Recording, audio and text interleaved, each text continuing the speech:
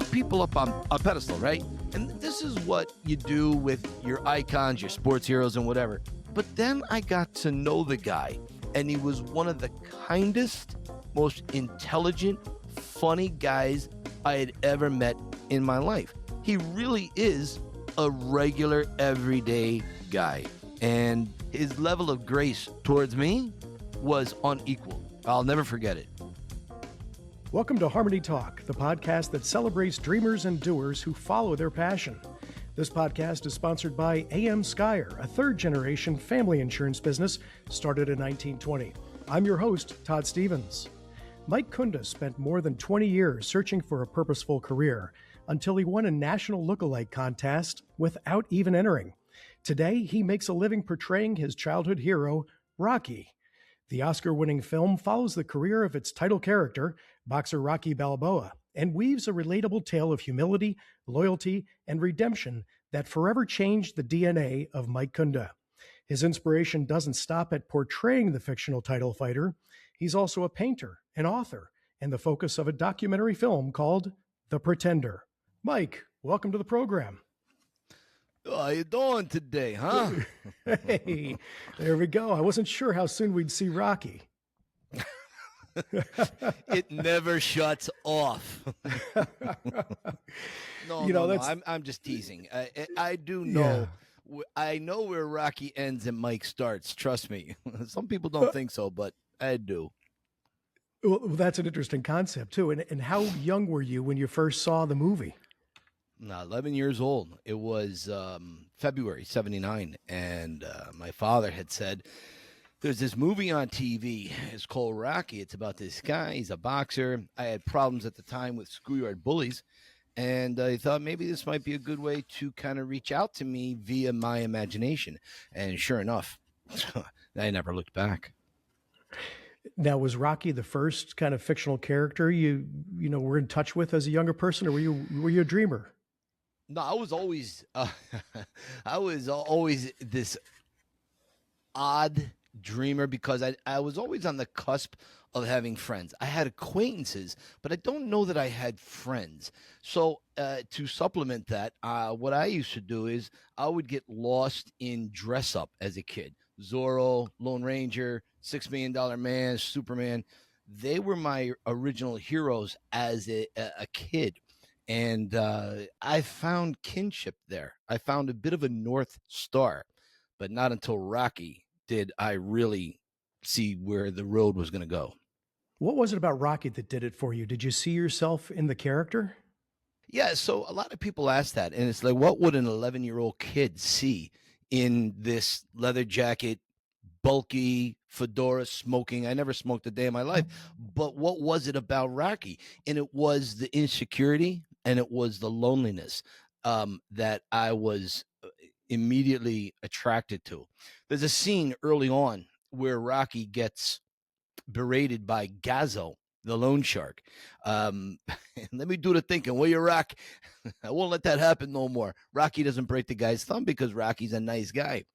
And I saw how Rocky's own peers didn't really respect him, and I felt the same way. Now, I come from a great West Scranton family who gave me as much encouragement as any family could, but there was something in me that either, I don't know if it was broken or it never turned on, but self-confidence. And I saw through the 2 hours that we watched Rocky, I saw his self-confidence raise and elevate, and I thought, wow, if this guy could get self-confidence, maybe I could too. It would take me a very long time to attain any level of self-confidence, but that was the initial spark that got me into Rocky. And when you talked with your friends and family about your interest in this character and the relatability, did they get it? Did they understand where you were coming from? At first, my mother and father thought that I should see a psychiatrist. They were going to give me help because they didn't know how. I mean, I would take it very far. I would dress like the character. My grandfather had given me his old black fedora and leather jacket, and I had a Walkman on, and I would listen to Rocky, and I would recite the lines over and over walking through West Scranton. And my parents didn't know what to make of that because I showed no interest in anything else. So they were a little concerned. But once they saw that I was, I guess you could say, getting my self confidence, I was starting to act a little differently, better. I wasn't like a shrunken violet. I was somewhat blossoming. How far did you take this thing? I mean, I heard a story that when you were a kid, you'd run up the steps in West Scranton and stand at the top and, do the Rocky move when he ran to the top of the Philadelphia Museum of Art. That's so true. We have these 74 limestone steps near a baseball field in West Side. And what I would do, it was right off of 10th Avenue. I would go early in the morning. I would do the raw eggs. I would do the whole gray sweatsuit. I would wrap my hands like a boxer, the blue towel around my neck, and I would go running with the Chuck Taylor sneakers on. And I'd go through downtown Scranton. I'd make my way back over to the Oxy plot, and I would run these steps, and I would emulate the character because there's a great view of the city of Scranton from the top of these steps, and they look remarkably in color and depth as the ones at the art museum. And I was able to somehow bond with this character. I was able to become Rocky 3 hours before I went to school every morning. And it was what I needed to be able to deal with my insecurities and deal with not fitting in. That's the one thing. Like in high school, we tell kids all the time, don't worry about high school. You're going to forget about high school when you're older. And you do, but it doesn't matter because in that moment, that is your world. High school is your world. Middle school, high school is your world. So I think sometimes adults downplay what that meant at the time to kids. So it helped me cope. That's what Rocky was a North Star and coping skills. And obviously gave you the confidence you needed to do other things that would come later in life. But I have to ask, what kind of a coincidence or fate is it that as a young man you grow up, and I'm looking at you now, Mike, you happen to resemble Sylvester Stallone? Thank you. No, what are the odds? What are the odds? Italian father, Polish Ukrainian mother. I don't know. But the funny thing was, even to this day, I don't really think I look like Sly. I don't think I sound like Stallone or Rocky. I think what I have is the mannerisms. If you can do the mannerisms and then you have a black fedora on and you put a leather jacket on and you're walking around and you can sort of vibe with the character. Well, if you're a little bit of an outward going personality, if you're an extrovert, well, maybe you can do something with it. And I like to think that's kind of how I come at the character. Well, giving confidence, like you said, and vibing with it. I understand. I think I heard a story one time that's what gave you the courage to ask the woman who would eventually become your wife out on a date. Yeah. That's the thing, because when we meet people all the time, and for a variety of reasons, relationships go one way or the other. And if you're someone who's not given to confidence, or you may miss a connection. And the one thing I knew I didn't want to miss was a connection with this lady. And her name is Sue, and she has been with me since 1989. Now, at that time, I was not in Rocky mode. I was in Rambo mode because I was very lost in life. When I graduated high school, I was probably the most fearful I had ever been in my life, because I had looked around and I had seen all my peers. They were like, they knew what they wanted to do: family business, military. They were going to go to college. They had a plan. I had nothing. I had zero, zilch, goose egg, nothing. And for some reason, I fell into a Rambo mode. So I'd grown my hair very long, like Rambo had. And I was even wearing bandanas for a time, which always got me a seat on the bus because people thought, this kid's got an issue. But for whatever reason, the girl that would become my wife, she was a huge Rambo fan, and she fell instamatically in love with me. And, here we are, 37, 38 years later, and still together. So Hey, congratulations. That's wonderful. And thank you. at this time, sure. And when you met Sue as well, someone had to be asking you, Mike, what do you want to do with your life? Like, what is Mike going to become? What are you going to grow up to be? How are you going to make money? What was your response to all that at the time? When you have a woman in your life who cares about you, that's great. But now you're in the adult world. You're no longer.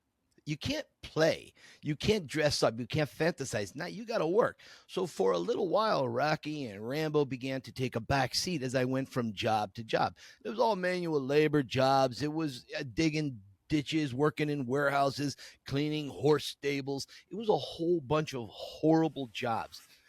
But at one point, my mother had said to me, Michael, you're a good kid. You're an honest kid. She said, why don't you go to the police academy?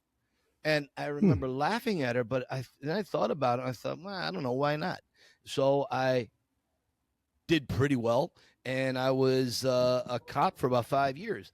But then I realized, I don't know, I'm not cop material. I'm not the type of guy. I'm a very empathetic kind of, let me talk to you and try to work things out. And to be a cop, you have to have that. You do. But you also have to have another side, because people are always conning you, people are always trying to get over on you. And I was too much of a soft shoe. So I realized this may not be for me. So I had to get out of that. So you kept jumping from job to job, so to speak, for several years, it sounds like. Yeah, about 10 years. Yeah. There was a point, I think there was a point for about 7 or 8 years where I was working 3 jobs.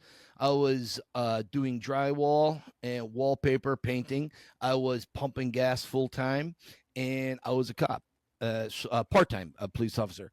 And that starts to get tiring after a while. And oh, by the way, I have this girl that I'm getting married to, no time there. So, you've got to find something. So I took on the wonderful job of corporate America, which I do not wish that on my worst enemies. Corporate America is brutal, but it was a paycheck, and it was health insurance, and very important. Yeah, no doubt about it. So you find a job, and obviously the Rocky persona is always in the back of your mind, and your wife obviously knows you're a huge fan. So at what point does Rocky come back into the picture for you?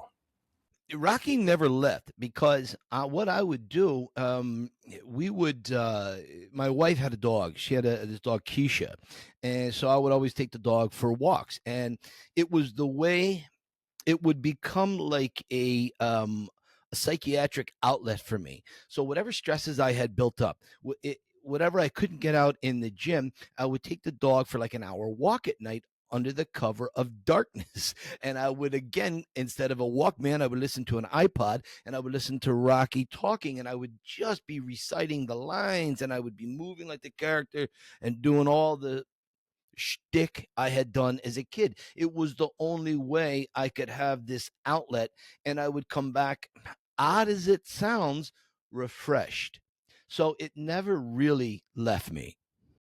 So at some point, your wife, I think, encouraged you to go to the set when they were filming Balboa in 2006. Was that correct?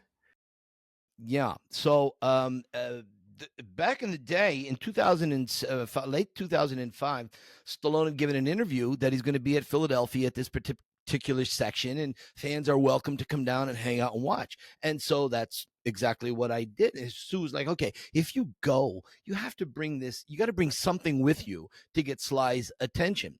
So here we are. It's late at night. It's freezing out. It's about 9 degrees. And I'm standing there with this black and white painting from round 14 of Rocky and Apollo. And Sly gets out of the SUV, comes right over, starts talking to me. One thing leads to another. We have maybe a 12-minute conversation about my painting. And Sly's a painter, and I used to paint all the time. And so he signs in a silver Sharpie my painting, and I'm thinking, oh my God, I thought this was the pinnacle. This is it. This is everything I'd ever imagined. And I went home. I went back down about 2 weeks later, and he was filming for 3 weeks inside a Philly restaurant, Italian restaurant called the Victor Cafe. And that is where things started to change. He noticed me. We would have conversations about Rocky, and one thing led to another. And then he started following me on the socials, on Instagram. And as I would leave comments, and I do a lot of posts about Rocky, he would start posting. So, like when a rapper gets shot, they get street credibility. Well, I was getting credibility because Sly was interacting with me. So now my life is becoming even more fulfilled in a way that I could never have imagined. Meeting Sly, was that for lack of a better term, a pinch me moment for you, or what was the emotion like when you first met him? Well, so when I first met him was back in the 90s when he was filming Copland. He was in a town called Edgewater, right across from Manhattan. He was filming this cop movie, and it was my birthday. It was August 18th, and we were in Manhattan at the Planet Hollywood, the old restaurant that him, Schwarzenegger, and Bruce Willis owned.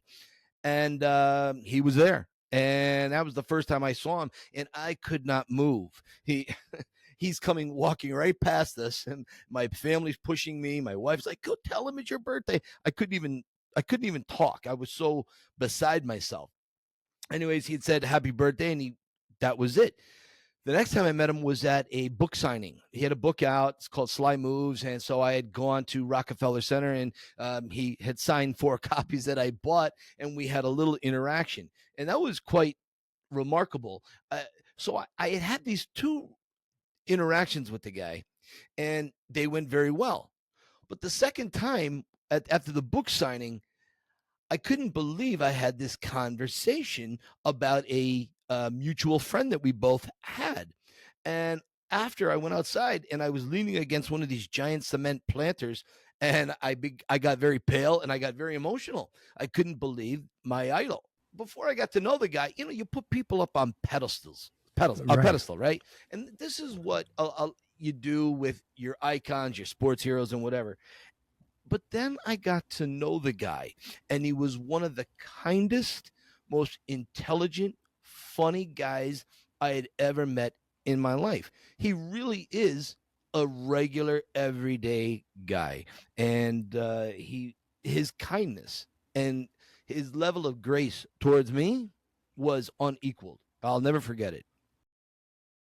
Well, now you have lived Rocky, for so much of your life. Eventually, at some point, through your interactions with the folks in Philadelphia, you get entered in a Rocky lookalike contest. And this is amazing. And I see Adrian's on the back wall there. For those who are just listening, Mike's sitting in his Rocky set essentially. And Adrian's was Victor's Cafe, obviously. Correct. And how did that interaction turn into you actually getting nominated to be the Rocky lookalike? So I had become friends with the owners of the Victor Cafe, Greg and Alexa DiStefano. And also there was my friend Rhea, my friend Steve. It was, how Dorothy had Tin Man, Scarecrow, Cowardly Lion, and Toto? Okay, well, I had my version of that with the people I just mentioned. And if it were not for them, I would be an Uber driver at best right now. Not that there's anything wrong with being an Uber driver. It's just not my passion. In September of 2006, the city of Philadelphia announces they're going to have a national Rocky and Adrian lookalike contest to help promote the soon-to-be released Rocky Balboa. And anyone from the country can enter. So I don't enter because I think I can only be embarrassed and humiliated. And I'm not doing tours at this point. My future career has not happened yet. Okay. Yeah. So my friends at the restaurant, they write a letter and they submit it on my behalf in saying that it's me that wrote the letter. And I get a call a few weeks later from the contest officials. And they said, is this Mike Kunda? Yeah. We received your letter of how much you love this character, Rocky, and what it means to you. Based on a letter and a picture of you and Sylvester Stallone hanging out together, he could be your older brother. You beat out 2,500 other guys just based on that. We're calling to confirm you're going to be at such and such place and time to, for the final judging.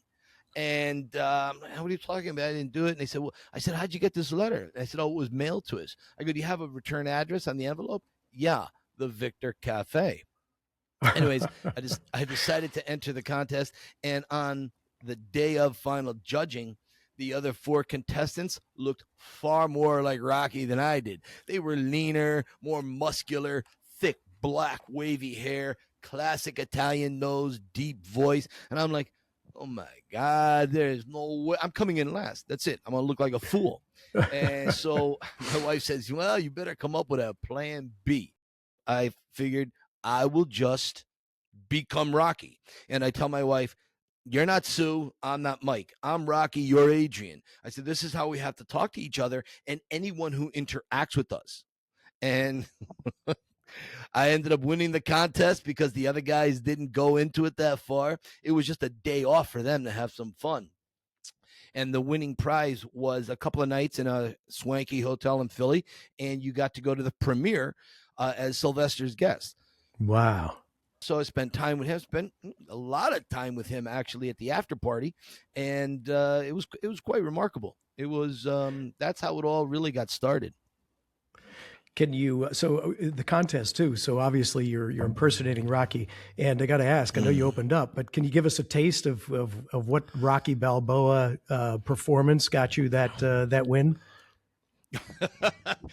Well, it's tough. I don't have any of my props with me here today, but I don't want to put you on the spot, but No, Mr. Gazzo says I should get to 200.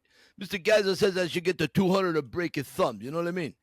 So it's one of those things where I think if you don't, that's with the scene where Rocky does not break Bob's thumbs. Yeah. Well, what does Rocky say to Bob? Because Bob doesn't have the money, right? So what does Rocky say? Right. Hey, you want to dance, you got to pay the band. You want to borrow, you got to pay the man. Give me some money, Bob. Come on. I ain't emotionally involved here. That's awesome. Again, that's awesome. It's okay. It's tolerable, if you're not married to me, it's tolerable. Right. But you know what the problem is, Todd? I feel like whenever I don't go out much, but like if my wife has the new business contact or something and we go out or we meet new friends or whatever, I always feel I'm being judged once people find out what I do. They measure you up, and it's like an Elvis impersonator. Like if I went to dinner with an Elvis impersonator, I'm going to look at him, I'm going to say, are the sideburns right? It's dyed too black. Is it the heavy Elvis? Is it the skinny Elvis? Is it the 68 comeback? What are we dealing with here? And I always feel people judge me on that. And my wife says I'm nuts that they don't, but I don't know. I know people. And so I'm always having some effect of Rocky. In other words, it's the rare occurrence where people just get Mike. Like if people get me, then I'm so comfortable around, like my in-laws get me, my family gets me, 1 or 2, maybe 3 or 4 friends that I have that I consider very close, they'll get that. Anybody else just gets Rocky because it's a shield. It's a suit of armor I hide in. Does that make sense? It absolutely makes sense. And I think a lot of us are like that in one way or another. And I wonder if there's a crowd of 50, 60 people around, are you more comfortable walking out there as Mike Kunda and saying hi? Or are you more comfortable walking out there as Rocky and saying hi? Yeah. That's exactly it. It's always a mixture. Always. Even right now, well, not even me. I'm half Rocky, half Mike. I just don't ever think I would be accepted as me. I think for whatever reason, and I don't know, that just goes back to childhood, maybe never having answers for geometry or trigonometry. I lost every spelling bee there ever was. I came in last. When you start to get, when these things accrue in childhood, it leaves a dent in your psyche. And I don't care who you are. You carry that with you through life.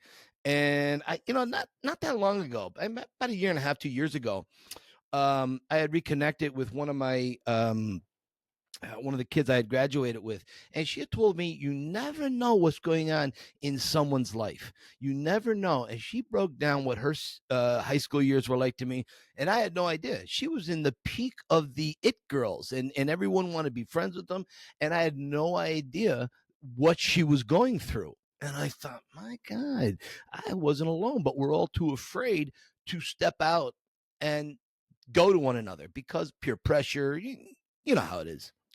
Absolutely. And I think with your affection for the movie Rocky and the message that's in it, what kind of life lessons have you pulled from that? Oh my God, the perseverance. Seriously, perseverance is probably one of the greatest things a person can learn to use and adapt in their life. Because life is, Rocky talks about to keep punching and keep moving forward. And if you can do that, see, anyone can throw a punch, right? To use boxing metaphor, anyone can throw a punch. But when you get hit with a punch and to then fight back or to stand back up, it's much easier to lay down. It's much easier to pull the shade down, stay in bed, and forget it. Check, please, right? But if you persevere, if you keep trying, no matter how much you fail, and I got to tell you, I don't think anyone has failed as much as I have. But if you keep trying, sooner or later, you're going to hit on a road or a vehicle that you can say, this is working. I see light at the end of this critical tunnel I'm in. You can find your way through it. So definitely perseverance, and not pointing the finger at people, the blame game. I didn't get to where I want to be because of him or her or anybody. Cowards do that, and I don't want that to be me. Even if it is someone else's fault of what happened to where I'm at or where I'm not at, forget about it. Try another way. Just keep trying until you get there, and you'll get there. You will. Perseverance. That's a great life lesson, and one that I remember with my experience with Rocky. And I saw Rocky, at a similar age as you probably. We're a very similar age group, and I've used it all my life, and I still use it to this day. And it's "cut me, Mick," and it's always.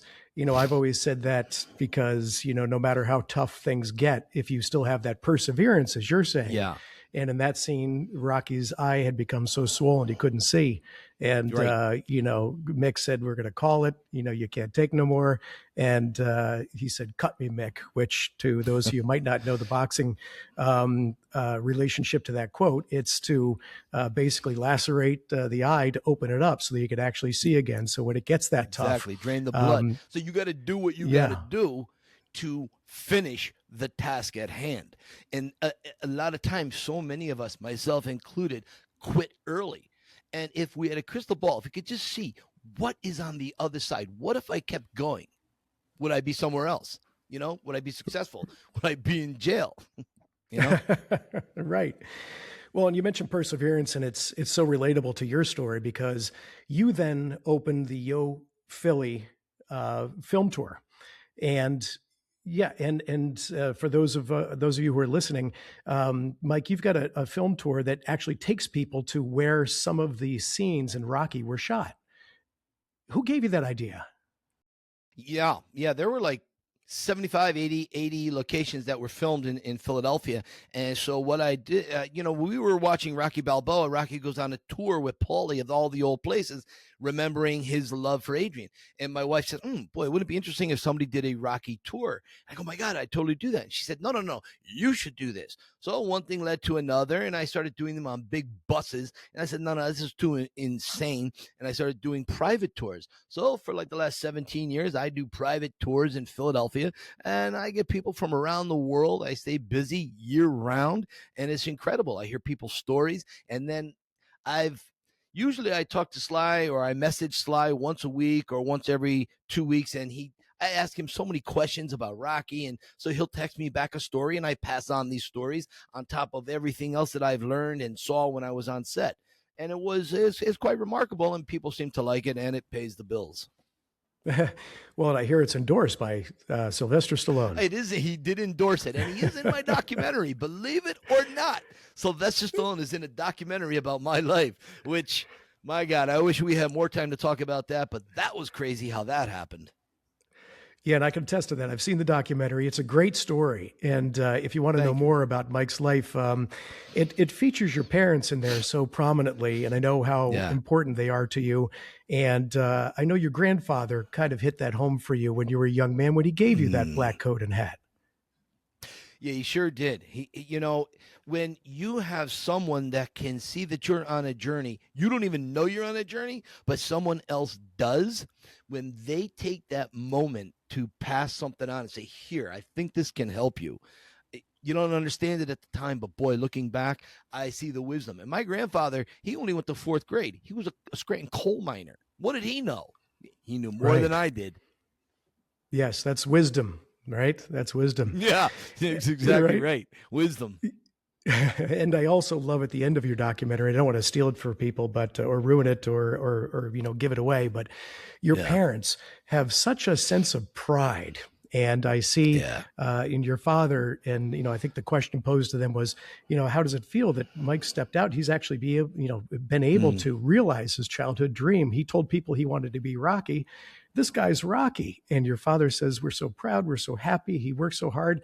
And your mother says one phrase, and I know your mother's very special to you. She said, he's my son. Oh, yeah. How did that make you feel? Yeah, well, that's because I had failed so often in front of my parents. So to make them proud, especially my mother, and I hold on to that. My mom just passed away a few weeks ago. And so it is probably one of the greatest. I haven't gone back to watch the documentary since she's gone. So it's going to be a very emotional experience. But I can't even put into words what it meant to me that my mother felt so proud of me to say that. It was great. And you've spent so long trying to, like you said, become someone else because you had a feeling that maybe you weren't good enough. But seeing that reflected in your parents, in your life's work, and the fact that the person that you've admired and emulated for so many years, you can text. I mean, when you look back on your childhood, what would you tell that 12-year-old kid or that 13-year-old kid who was struggling on the playground? Keep punching, keep moving forward. Don't let any of that crap sit in your head. Just keep going, keep moving forward. That's it. Keep moving forward. So as a young man, you dreamt of being Rocky. In so many ways, you become Rocky Balboa. What's next for Mike Kunda? I'm starting a second book. I wrote my first book called Cue the Rocky Music. So I've got a second book where the really great stuff takes off. It's kind of interesting between me and Sly and a lot of people that have taken the tours. I'm working hard on my podcast, The Rocky Files, and I'm just trying to maintain. That's another thing, just to maintain where you're at. I'm not one that was given to climb mountains, but if I can just keep it going, I can have some money in the bank, buy my wife a Christmas present, and go to Olive Garden once a week. And I'm happy. The ideal life, the American dream, right? Yeah, right. Exactly. For me. And where can people, And where can people find you, Mike? Social media? Websites? Yeah, I'm really busy on Instagram, the Yo Philly Film Tour. That's really where I spend a lot of my time. TikTok, the Yo Philly Film Tour. Same thing with Facebook. I put a lot of stuff up about Rocky, and I put a little bit about my own life because it's kind of interesting, unique, and bizarre. And I got some fun stories that I like telling. So there you go. Oh, that's terrific. Well, it's been absolutely wonderful having you on the program today, Mike. Thanks for joining us. I thank you very much. We've been talking with Mike Kunda, author of Cue the Rocky Music, subject of the documentary The Pretender, and owner of the Yo Philly Film Tour. If you enjoyed our discussion, please visit HarmonyTALKpodcast.com, where you'll discover the other wonderful stories of dreamers and doers. This episode has been presented by AM Skyer, a third-generation family insurance business started in 1920. I'm Todd Stephens. For everyone out there, keep dreaming and doing.